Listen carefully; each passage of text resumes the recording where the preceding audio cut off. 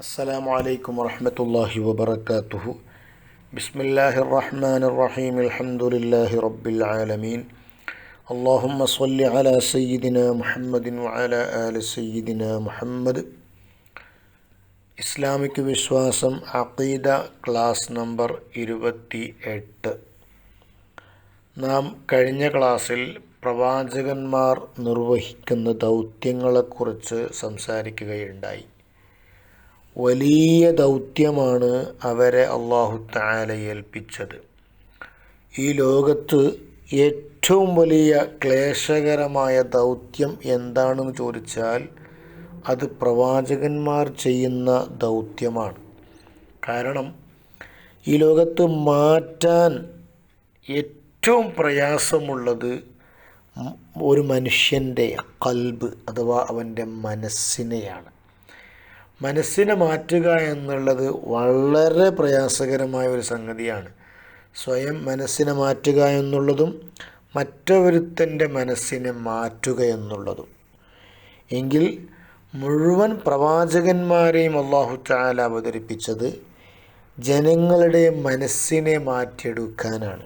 അതുകൊണ്ട് തന്നെ പ്രവാചകന്മാർ ചെയ്യുന്ന ദൗത്യം വളരെ ഉത്കൃഷ്ടമായ ദൗത്യമാണ്. വലിയ ഒരു ടാസ്ക്കാണ് അവർ കൊടുത്തിട്ടുള്ളത്.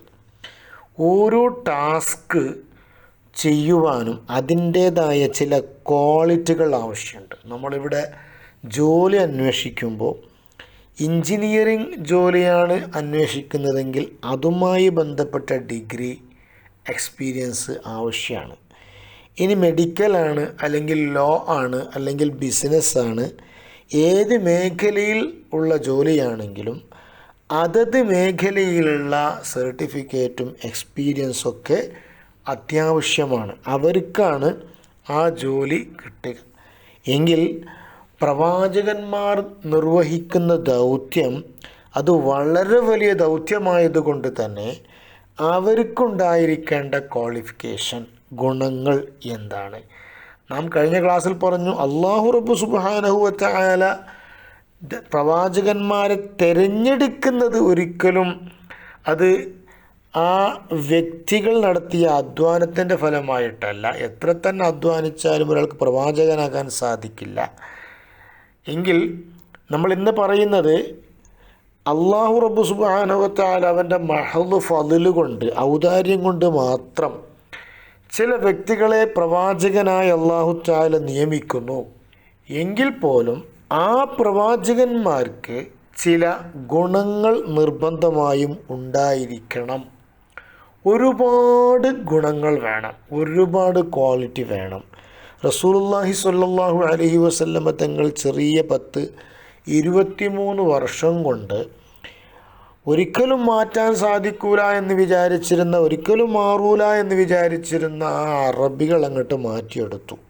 അതിന് വളരെ വലിയ ക്വാളിറ്റിയുള്ള പ്രവാചകൻ ആയിരിക്കണം. റസൂലുള്ളാഹി സ്വല്ലല്ലാഹു അലൈഹി വസല്ലമ തങ്ങൾ ഉത്കൃഷ്ട സ്വഭാവത്തിൻ്റെ ഉടമയാണ്. അതിനെപ്പറ്റി എല്ലാ ക്വാളിറ്റിയും മുഹമ്മദുർ റസൂലുള്ളാഹി സ്വല്ലല്ലാഹു അലൈഹി വസല്ലമ തങ്ങളിൽ ഉണ്ടായിട്ടുണ്ട്. എങ്കിൽ 4 ക്വാളിറ്റി, 4 ഗുണങ്ങൾ അത് നിർബന്ധമായും പ്രവാചകന്മാരിൽ ഉണ്ടാകണമെന്ന് എല്ലാ അഖീദ സംബന്ധമായ രചിക്കപ്പെട്ട ഗ്രന്ഥങ്ങളിലും കാണാം. മറ്റേത് ഗുണങ്ങളാണെങ്കിലും അത് ഈ 4 ക്വാളിറ്റിയുടെ ഉള്ളിൽ പെടുത്താൻ സാധിക്കും. ഏതൊക്കെയാണ് 4 ക്വാളിറ്റികൾ? അത് നാം ചെറിയ മദ്രസയിൽ തന്നെ 4ാം ക്ലാസ് മുതലൊക്കെ നമ്മൾ പഠിക്കാറുണ്ട്. 1 സിദ്ഖ്, 2 അമാനത്ത്, 3 തബ്ലീഗ്, 4 ഫത്താനത്ത്. എന്താ അറബിൽ പറയാം? സിദ്ഖ്, അമാനത്ത്, തബ്ലീഗ്, ഫത്താനത്ത്. സിദ്ഖ് എന്ന് പറഞ്ഞാൽ സത്യസന്ധത, സത്യം മാത്രം പറയുക, കളവ് പറയാൻ പാടില്ല. രണ്ടാമത്തത് അമാനത്ത്. അമാനത്ത് എന്ന് പറഞ്ഞാൽ വിശ്വസ്തത, വഞ്ചിക്കാൻ പാടില്ല. മൂന്നാമത്തത് തബ്ലീഗ്, പ്രബോധന ദൗത്യം അവർ നിർവഹിച്ചിരിക്കും. 4ാമത്തത് ഫത്താനത്ത് അഥവാ നല്ല കൂർമ്മയുള്ള ബുദ്ധി, നല്ല ബുദ്ധിയുള്ളവരായിരിക്കും. ഒന്നുകൂടി പറയുന്നു, സിദ്ഖ് അഥവാ സത്യസന്ധത, അമാനത്ത്, വിശ്വസ്തത, തബ്ലീഗ്, എത്തിക്കൽ അഥവാ പ്രബോധന ദൗത്യം അവർ നിർവഹിക്കൽ. നാലാമത്തത് ഫത്താനത്ത്, നല്ല കൂർമ്മ ബുദ്ധി. ഈ 4 സ്വഭാവങ്ങൾ എല്ലാ പ്രവാചകന്മാരിലും ഉണ്ട്. അപ്പോൾ ഇതിൻ്റെ നേരെ ഓപ്പോസിറ്റ് കെദിബ്, കളവ് പറയുക എന്നുള്ളത് അവർക്കുണ്ടാവില്ല. ഖിയാനത്ത്, വഞ്ചന അവർക്കുണ്ടാവില്ല. കിത്മാന്, അല്ലാഹു തആല ഒരു കാര്യം പഠിപ്പിക്കാൻ വേണ്ടി പറഞ്ഞ കാര്യം ഒരിക്കലും അവർ മറച്ചു വെക്കൂല, അത് പ്രബോധനം ചെയ്തിരിക്കും. നാലാമത്തത് ബുദ്ധികൂർമ്മത, അത് പറഞ്ഞാൽ ബലാദത്ത്, അതിൻ്റെ ഓപ്പോസിറ്റ്, അഥവാ വിഡ്ഢികളായിരിക്കൂല, വിവരദോഷികളായിരിക്കൂല പ്രവാചകന്മാർ. ഈ 4 ക്വാളിറ്റികൾ, ഈ 4 ഗുണങ്ങൾ എല്ലാ പ്രവാചകന്മാരിലും ഉണ്ടായിരിക്കണം, അവർക്ക് നിർബന്ധമാണ്. വളരെ ചെറിയ രൂപത്തിൽ നമുക്ക് ഈ 4 ഗുണങ്ങളെ മനസ്സിലാക്കാം. ഒന്നാമത്തത് അമാനത്ത്. അമാനത്ത് എന്ന് പറഞ്ഞാൽ വിശ്വസ്തത. അതായത് പ്രവാചകന്മാരുടെ ജീവിതം ഒരു തുറന്ന പുസ്തകമായിരിക്കും. അവർ പറയുന്നതേ ചെയ്യുകയുള്ളൂ, ചെയ്യുന്നതൊക്കെ പറയുകയും ചെയ്യും. തുറന്ന പുസ്തകം. പലിശ ഹറാമാണ്, പാടില്ല എന്ന് പറഞ്ഞാൽ പിന്നെ അവർ പലിശയുമായി ഒരു നിലക്കും അവർ ഇടപെടുകയില്ല തന്നെ. കള്ളുകുടി ഹറാമാണ്, മോഷണം ഹറാമാണ്, കളവ് പറയാൻ പാടില്ല എന്ന് പറഞ്ഞ പിന്നെ അവർ കളവ് പറയില്ല, മോഷണം നടത്തില്ല, അങ്ങനെയുള്ള ഒരു സംഗതിയും അവർ ചെയ്യുകയില്ല. അതുപോലെ തന്നെ കിബിർ, അഹങ്കാരം പാടില്ല, അസൂയ പാടില്ല, റിയാ, ലോകമാന്യം പാടില്ല തുടങ്ങിയവകളൊക്കെ അവർ ജനങ്ങളെ ഉപദേശിക്കും. അവർക്ക് അത്തരം ദുർഗുണങ്ങൾ ഉണ്ടാവുകയുമില്ല. അവർക്ക് അസൂയ ഉണ്ടാവില്ല, അഹങ്കാരം ഉണ്ടാവുകയില്ല, ലോകമാന്യം ഉണ്ടാവില്ല, അങ്ങനെയുള്ള ഒരു സംഗതിയും ഉണ്ടാവുകയില്ല. രണ്ടാമത്തത് നാം പറഞ്ഞു സിദ്ഖ് അഥവാ സത്യസന്ധത. അവർ സത്യം മാത്രമേ പറയുകയുള്ളൂ, കളവ് പറയുകയില്ല. കളവ് പറയുകയാണെങ്കിൽ പിന്നെ എങ്ങനെയാണ് കളവും സത്യവും തിരിച്ചറിയാൻ സാധിക്കുക? ഒരു പ്രവാചകൻ പറഞ്ഞതൊക്കെ അനുയായികൾ 100% അംഗീകരിക്കണമെന്നാണ്. ഒരു പ്രവാചകൻ കളവ് പറയാൻ സാധ്യതയുണ്ടെങ്കിൽ ഏതാണ് കളവ് ഏതാണ് സത്യം തിരിച്ചറിയാൻ സാധിക്കില്ല.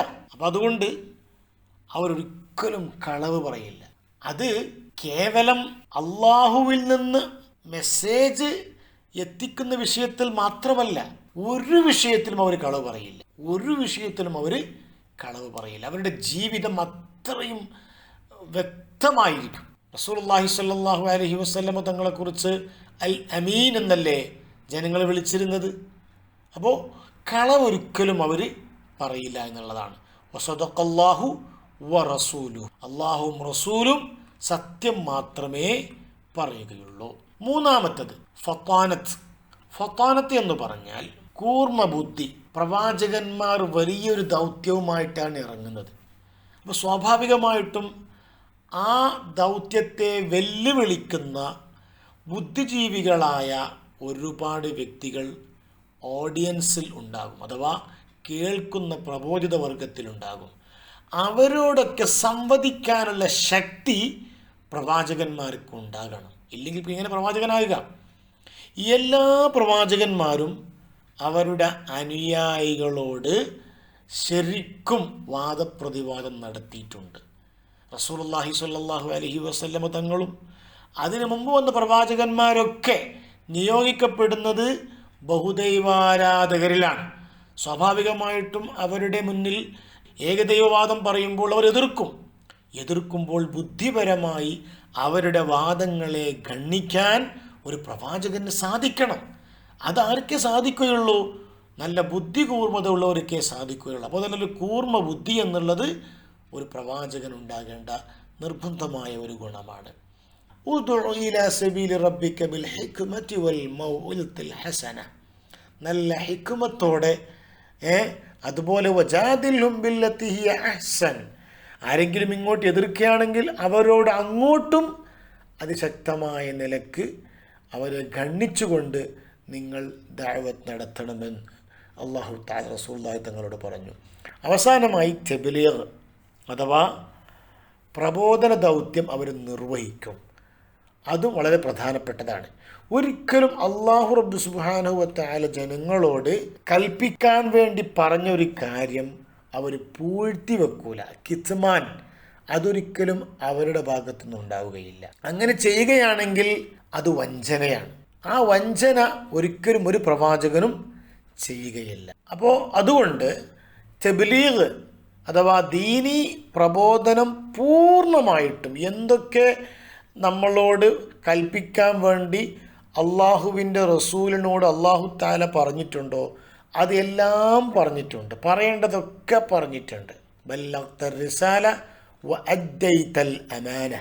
പറയേണ്ടതൊക്കെ പറഞ്ഞ് നിർവഹിക്കേണ്ട ചുമതലകളൊക്കെ നിർവഹിച്ചുകൊണ്ടാണ് റസൂലുള്ളാഹി സ്വല്ലല്ലാഹു അലൈഹി വസല്ലം തങ്ങൾ വിടവാങ്ങിയത്. യാ അയ്യുഹർ റസൂലു ബല്ലിഗ് മാ ഉൻസില ഇലൈക മിർ റബ്ബിക്. അല്ലാഹു റബ്ബ് സുബ്ഹാനഹു വ തആല നേരിട്ട് പറയുകയാണ്, റബ്ബ് അങ്ങേക്കിറക്കിയ ഈ ഗ്രന്ഥത്തെക്കുറിച്ച് ജനങ്ങളോട് പറഞ്ഞു കൊടുക്കണം. അപ്പോൾ 4 ഗുണങ്ങളെക്കുറിച്ചാണ് നാം പഠിച്ചത്.